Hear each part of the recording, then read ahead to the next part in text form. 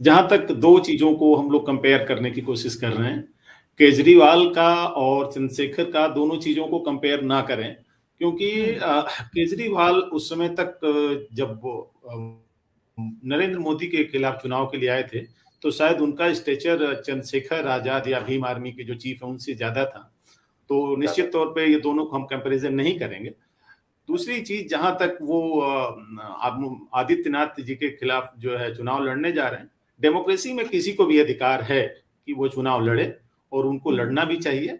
और जहां तक पब्लिसिटी स्टंट की बात है, शायद पब्लिसिटी स्टंट से ज्यादा उनको ये है कि अगर आप किसी अपने से बराबर के पहलवान के साथ लड़ाई करने जाते हैं, तो शायद आपको हारने पे किसी तरह का कोई बदनामी का डर होता है। लेकिन जब आप अपने से इतने बड़े स्टेचर के साथ लड़ने जाते हो, तो कहीं ना कहीं आप ये दिखाते हो कि मैं कुछ ऐसा रिस्की गेम करूं जिससे कहीं ना कहीं मेरा स्टेचर हो सकता है किसी लेवल पर ऊपर आ जाए।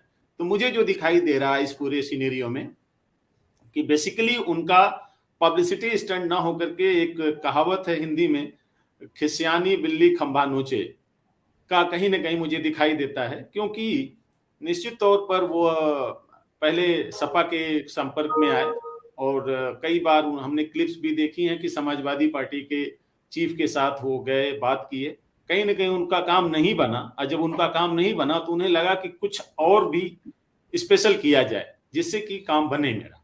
तो जब वो चीज नहीं हुई तो उनको लगा कि सबसे बेहतरीन तरीका यह है कि जो सबसे बड़ा आज के डेट में चैलेंज है उसको हम चैलेंज करें, तो शायद हमारा नाम आगे जाएगा। और शायद वोट तो शायद वो कितना पाएंगे ये तो भविष्य के गर्भ में है, लेकिन निश्चित तौर पे उनका जो ये तरीका है, सुनीता जी की इस बात से मैं पूरी तरह एग्री करता हूं कि कहीं ना कहीं पब्लिसिटी स्टंट कम एक तरह का रिस्क है, कि वो जानते हैं कि कोई किसी तरह का इसमें उनको नुकसान नहीं है।